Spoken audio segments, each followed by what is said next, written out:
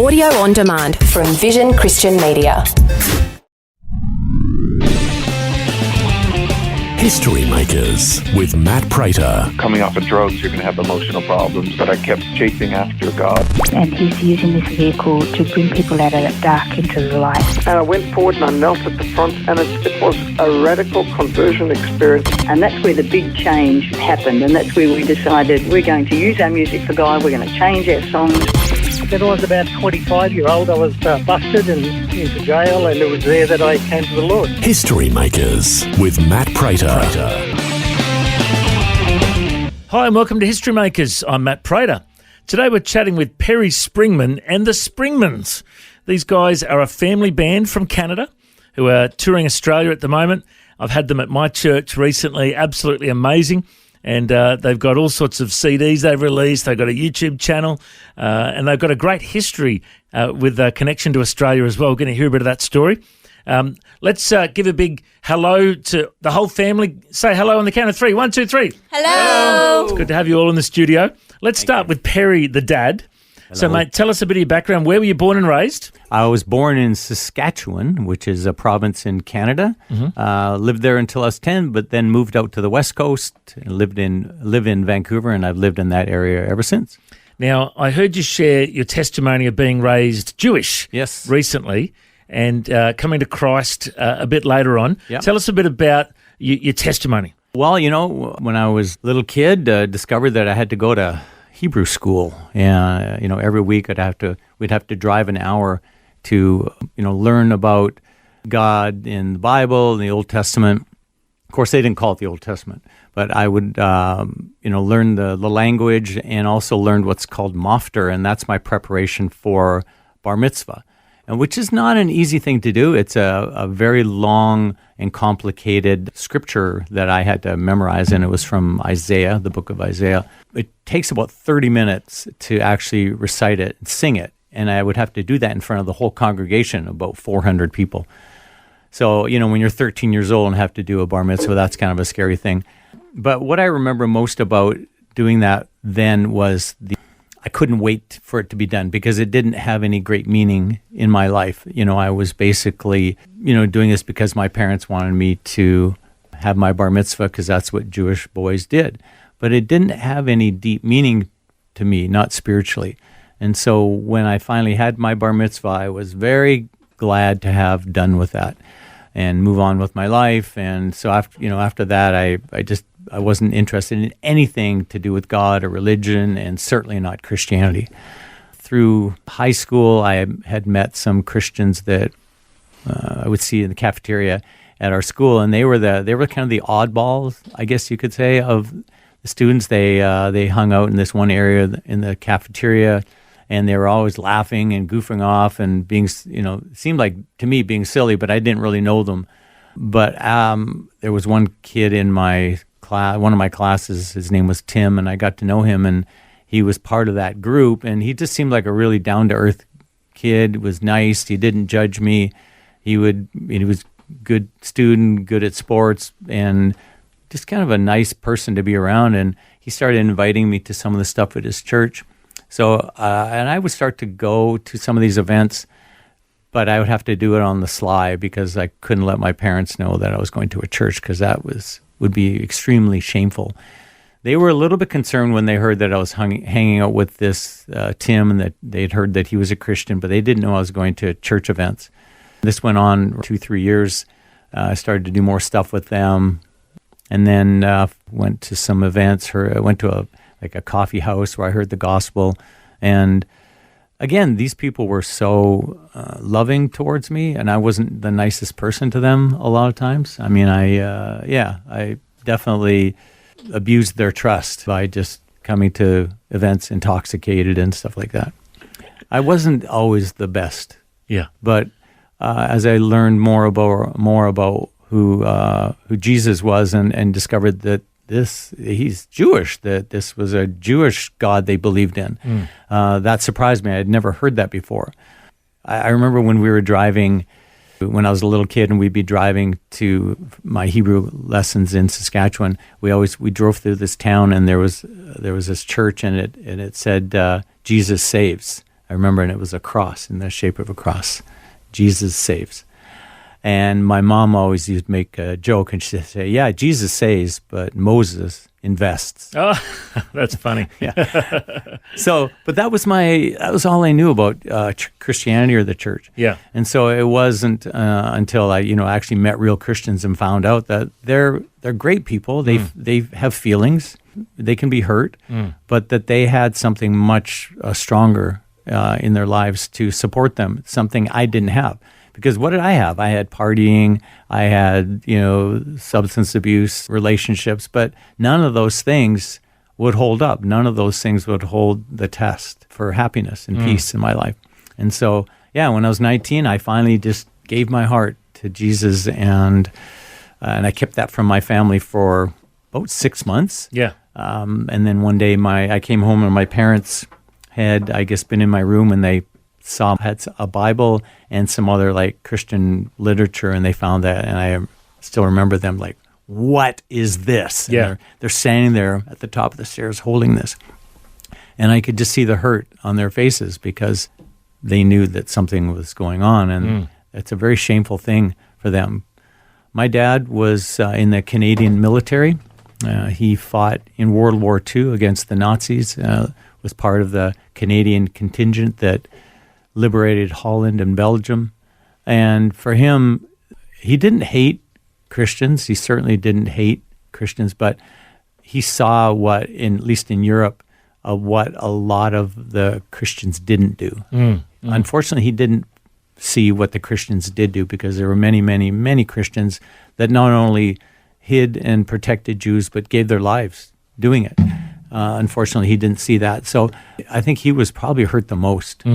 So that was hard for me to be a part of. I mean, they sent me to the rabbi, and I had to go meet with him. The rabbi was trying to straighten me out, and I remember at one point he was just asking me all these theological questions, and from the Bible, and I didn't know. I mean, I'd only been a Christian, probably less than a year. Actually, at that time, it was probably only 6 months even. And finally, I said, "Look, I don't know. I don't know how to answer any of your questions. All I know is that I'm different now, very different now, and I didn't do it." Awesome. Love it. Great testimony. Thank you. We've got the kids here in the studio too, and I saw you performing a beautiful Jewish song recently. Sure. And I'd love for you guys to do that for us today. Is that all right? Yeah. Okay. So we'll do like a 2-minute version, just a highlight bit of it. But we're going to do a beautiful version of this song. And when you did this last night, I had shivers up my spine. It's got such a beautiful anointing on it, this song. And it's just even more special when you realise that you had a Jewish background and now you're born again. Yeah. So what's this song called? This song is called Hero Israel, and written with Mark Heimermann and I. Mark Heimermann is the producer that did this album. So. Okay. All right. We'll take it away, guys. Okay, thanks. Shema Yisrael, Adonai Eloheinu, Adonai Echad. Shema Yisrael, Adonai Eloheinu, Adonai Echad.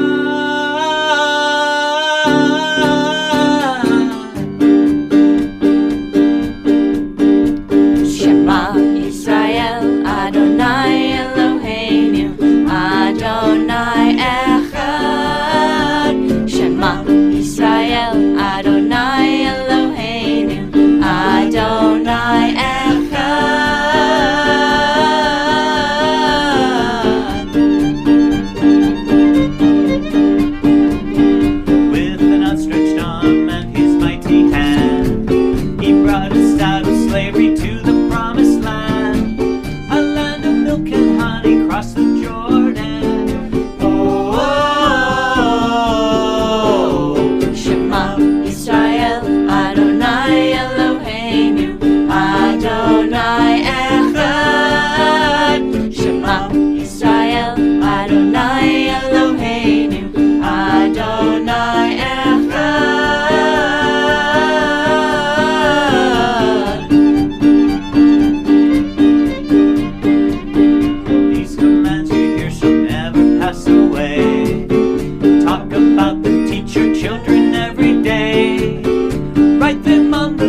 frames of your homes and gates.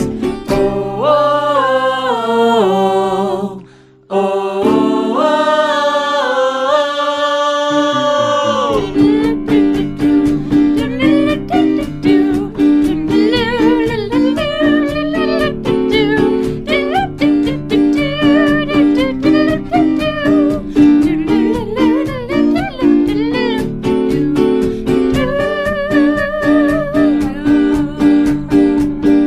tie the symbols to your hands and on your heads. Engrave his word upon your hearts is what he said. Recite them when you rise and lay down in your beds. Love the Lord your God with all your heart and soul and might. Hear, O Israel, the Lord our God, the Lord is one. Hear, O Israel, the Lord our God, the Lord is one.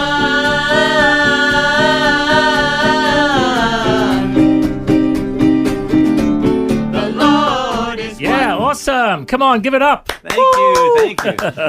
Thank you so much, guys. Absolutely beautiful. That is a live version of the Springmans. And we've just heard Perry share a bit of his testimony, coming to Christ after being raised in a Jewish household, coming to Christ at the age of 19. Now, tell me, how did your life change after that moment? Wow, so many things in my life changed. The thing I noticed right away, I kind of had a potty mouth back then. And so just the way I spoke, the words I used, that was gone. And I mean, how did that happen? I mean, that was one of those things when I was trying to tell our rabbi, look, I don't know, it's just gone. Things have changed and I didn't do it. And then, of course, just having, not being afraid of everything, you know, that was gone. And then feeling like a purpose and that God's has a future and a plan for me, and knowing that. Of course, I didn't know exactly what I wanted to do in life, but I knew that I didn't want to follow into the family business, that making money and, all that kind of stuff wasn't my kind of big dream and goal anymore. Yeah. And so I ended up going to Bible school down in Seattle, did that for a couple of years, and then eventually worked myself into working as a youth pastor in a church in San Diego. And that's where I kind of got into doing music as well. So, and then along the way, just seeing, how God can take a life. And I wasn't terribly skilled at anything. I didn't go to university. I didn't go to college. I went to Bible school and I learned biblical things. But God was able to take that. And I think of back in high school, I was in the high school band and I played bass drum. And then I moved to oboe. Not very good at that. I mean, I don't even know why I did it, because I just didn't want to do shop, I guess. But I remember at the end of one of our school years, everyone in the band got an award. It was kind of a joke award, like smiliest, flute player and whatever, tallest, bassoon player. I don't know. But I got, and they were all kind of joke awards, but I got this little plastic trophy, and it was least likely to succeed in music. That was my award. And, at the time, I wasn't like, I wasn't bummed, because I had no plans to do music. Yeah. But it just goes to show you what God can do with somebody who's willing to be used. I wasn't planning on being a musician. I really thought I was going to be an electrician or something, because that was interesting to me. But God took what was in my heart, I wasn't a worship leader. And I always tell people this, if you have that in your heart, God can build the skills. Amen. That's so good. Yeah. Now, let's fast forward. Okay. I got messaged by a friend of mine recently named Hudson Dale. He's a real estate agent, good buddy of mine. And he said, there's this band coming to Australia called the Springmans. He said, I got saved at one of their concerts when I was a teenager at school, and they're out in Australia. And I'm like, oh, yeah. So we booked you guys to come to our church, and here we are at the radio, But when you came out here and performed in schools, when my mate Hudson got saved, so that was the band Perry and the Poor Boys, is That's that right? Yeah. So you guys toured around the world, did you? Yeah. We toured all over Eastern Europe, through the Baltic states, Estonia, Latvia, Lithuania, Poland, Russia. Yeah, awesome. Yeah, and that was through Youth for Christ. Yep. which is the organization that brought us here first when Hudson met us. Now, you and I were chatting before, and you were name-dropping some of the amazing producers. And, I didn't mean to name drop. But no, I love that. So tell me all the guys that you've worked with. I think our first well-known person would be Mike Rowe from the 77s. Oh, I love that So band. when we did too. I met the 77s. The first time was when I was still a youth pastor in San Diego. My kids wanted to go to Knott's Berry Farm, and we saw the 77s play at a New Year's Eve event they had at Knott's Berry Farm, and I couldn't believe this was a Christian band. The stuff that they were doing on stage, I mean, in a good way. Cool, yeah. It was cool, just like their music was incredible. Their show, Mike Rowe was an amazing guitar player and performer. Yeah. And so I didn't meet them there, but then I saw them 4 or 5 times over the course of a couple of years at different places. I became a bit of a groupie, and I'd bring my youth group kids, and they loved the music. Yeah. But every time I went there, they always remembered my name. Oh, nice. Like the drummer Aaron Smith. Do you remember Aaron? Yeah, okay. Great drummer.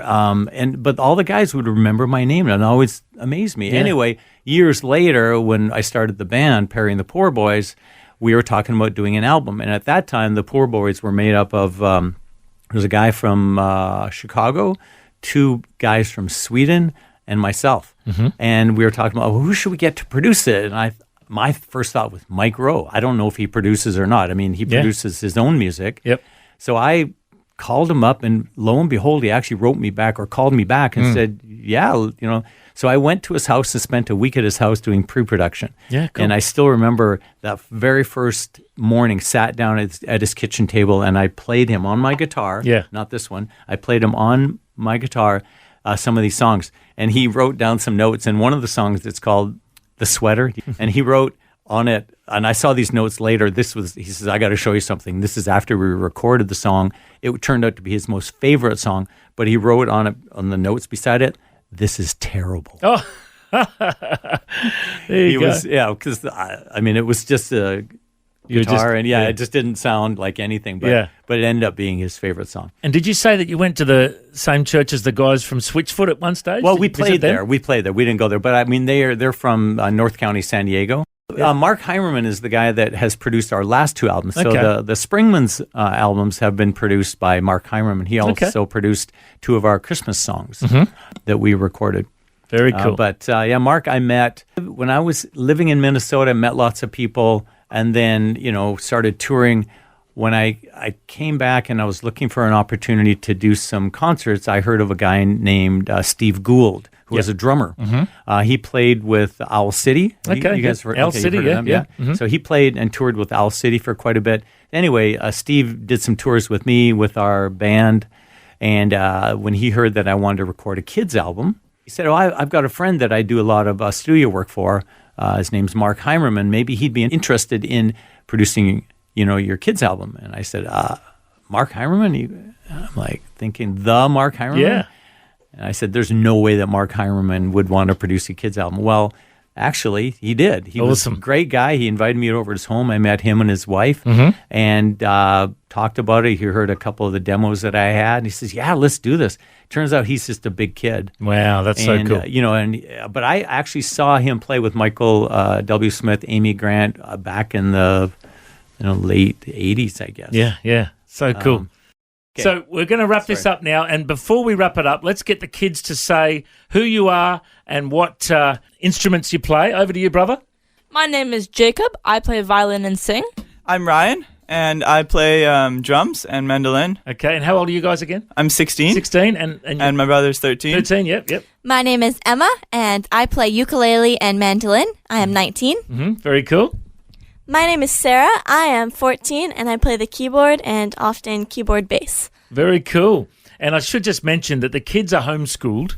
Their mum is the teacher and the dad's the headmaster. Is that the way it works? I guess so. Yeah. Well, you guys are like the Von Trapp family or the Partridge family. You're traveling the world. You're recording albums. Yeah. If people want to find out more, they can search up the Springmans on Facebook. Yeah, Facebook, Instagram, YouTube, at the Springmans, right? And cool. our website is thespringmans.com. Very cool. Awesome. Thanks so much, guys. Okay, thank you. Give us a big goodbye on the count of 3. 1, 2, 3. Goodbye. G'day. Thanks, guys. I reckon you're all history makers. If you'd like to hear this conversation again, listen online anytime at historymakersradio.com. There you'll also find links to all of our social media channels, and you can subscribe to our iTunes podcast. History Makers is a faith-based ministry, and we want to thank everyone for their generous support.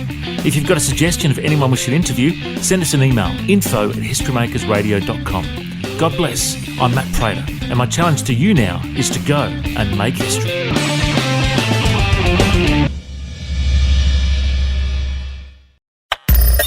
Thanks for taking time to listen to this audio on demand from Vision Christian Media. To find out more about us, go to vision.org.au.